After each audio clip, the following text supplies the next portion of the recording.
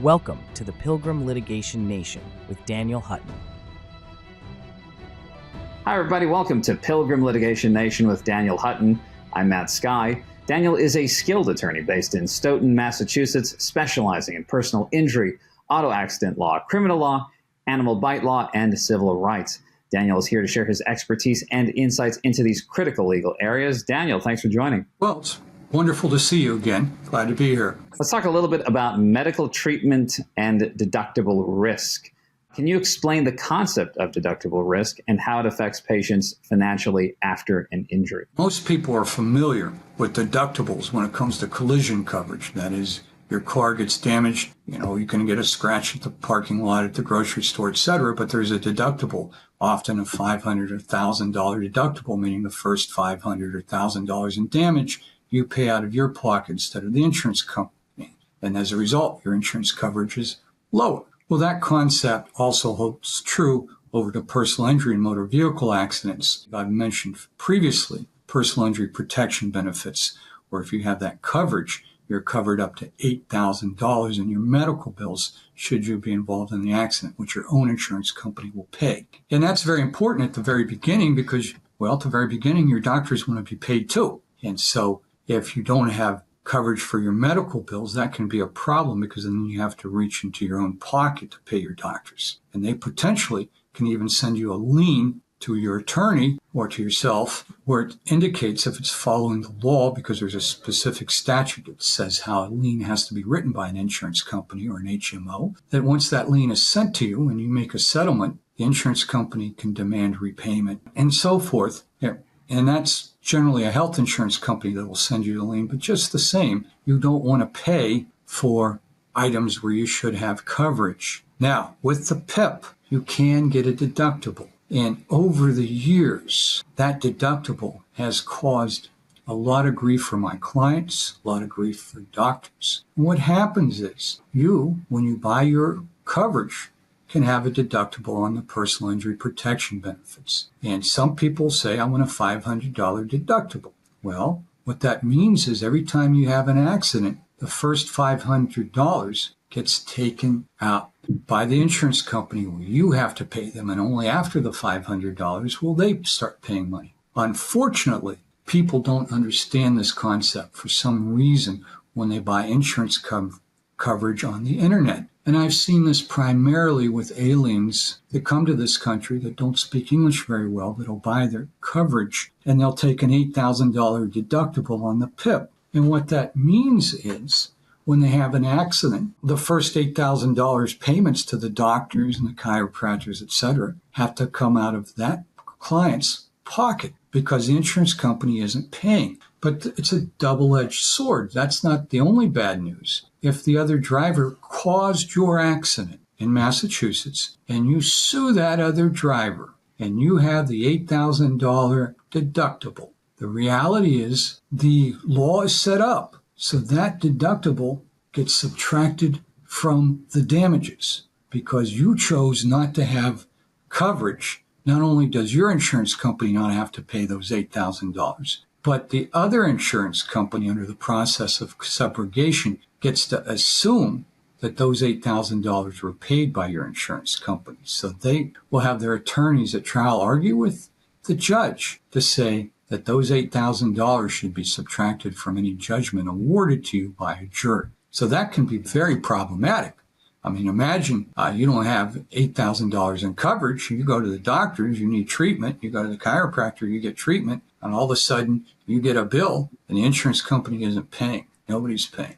That hurts. $8,000 is nothing to sneeze at, even in today's inflation. It hurts families. And so I can only emphasize that if you don't understand what terms are in insurance contracts, don't go on the internet and buy one. Go to an insurance adjuster or insurance, seller, someone that sells insurance that has their own insurance office. Meet with them and have them explain the terms for you so you understand what you're buying. Because I have to tell you, over the years, I had very few clients that understood that when they had that deductible, their bills weren't going to be paid. And I have to say, it's not just aliens. I actually had a friend who was an attorney that started buying his coverage when he was in college. Obviously, he's my age now. Never had an accident. And all of a sudden, 30 years later, he has an accident and realizes he has a $2,000 deductible. And he's rather, baffled that he would make such a mistake at a young age, but he was trying to save pennies. And it happens to a lot of people. You really have to understand what you're signing. And when you get that insurance coverage, you have to make sure you have it so your doctors are protected, because no doctor wants to sue his clients or her clients for unpaid bills. But at the same time, they're in business also, and they have to pay bills. You don't want to make this mistake that makes everybody upset, including yourself. This is a bit of a general question, but is it usually of value for people to purchase some of the more expensive insurance plans so that they have more coverage or potentially have more coverage? It depends on the assets that they have. Obviously, if you don't have a lot of money, you're not going to need $1 million coverage. On the other hand, if you have a lot of assets, you don't want to expose yourself where they could potentially put a lien on your house after a judgment. So it depends on what you have in part. But there's the other thing too. I would say to people, you want to have additional coverage for something called uninsured motorist coverage. Because what happens is, and this is especially true with young people, they'll buy a smaller insurance coverage because they don't have that many assets. All right, they might order for themselves a 20/40 policy, which is $20,000 for one person in a single event, $40,000 maximum.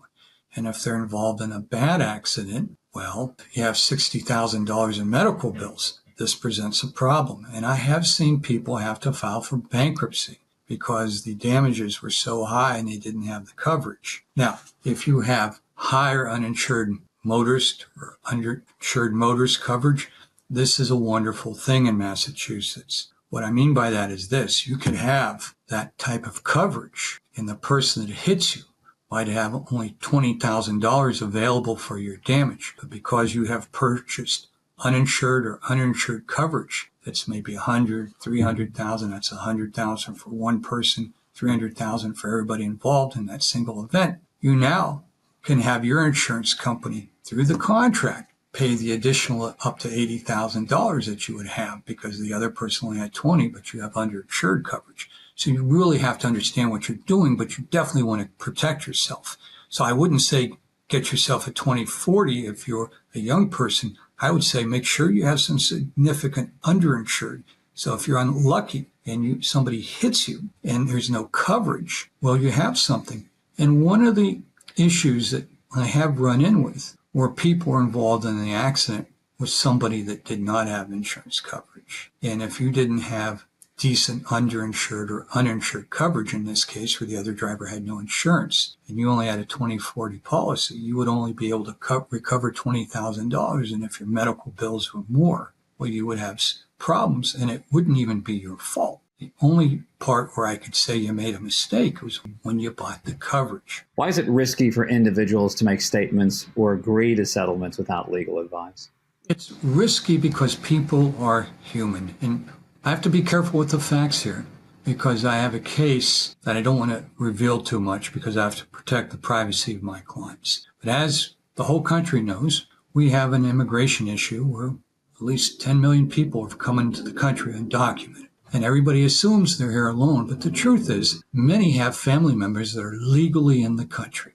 And so when people give statements, they sometimes omit their family member because they don't want to hurt the family member that doesn't have legal status and draw attention to them. For example, in a case, I had a client that was asked under oath who they lived with. And they mentioned their mother, their father, and their sibling. They did not mention their uncle, who was undocumented. And about 10 minutes later into the interview, my client was asked who was in the motor vehicle with them when the accident happened. And they mentioned their uncle because they were told the truth under oath. And then they were asked, where does the uncle live? And the client said, with us. And then the question was, why didn't you mention the uncle 15 minutes ago when we asked you the question, right? That he lived with you. And my client was like a deer in headlights. But my client did what I had told the client to do. If we get to a situation, I want you to call and say to everybody, call out loud, time out. I want to talk to my attorney alone in the hall. They call me counselor, but it's statements. I have to counsel you, but you have to ask me. And so I was able to talk to my client, who was very concerned and very upset. And in the end, I was able to straighten things out because I was able to explain to the insurance company that the uncle's presence in the car had nothing to do with the accident. To use that as leverage is really unfair and it's extortionary. And it was left away. But you can just imagine people that don't have an attorney with them at that time, and all of a sudden they feel they've made a terrible mistake and they just give up on the case. They're just happy to drop it and make it go away. And as a result, they lose what they're entitled to. And that's a form of intimidation. An attorney's got to be there for you and protect you. Well, I think that sort of perfectly segues into my next question, which is, how does early settlement without a lawyer result in a poor outcome for the injured party? Well, it doesn't always, but most of the time it does. And sometimes you get very, very lucky. There's a German expression, the dumbest farmer grows the biggest potatoes. And so it does happen every once in a while. I had a secretary do her own case, but I think she learned a little bit in the office before she did it. And I had to say, I was impressed with her numbers. She did a darn good job. With that said, most people don't know what a case is worth. They don't have the experience to know what judges award. Judges were generally used to do bench trials here in Massachusetts before you had the opportunity for a jury trial. And judges had a fair market value what cases were worth. They would give a certain amount for partial disability, certain amount for full-term disability, certain amount for permanent disability, etc.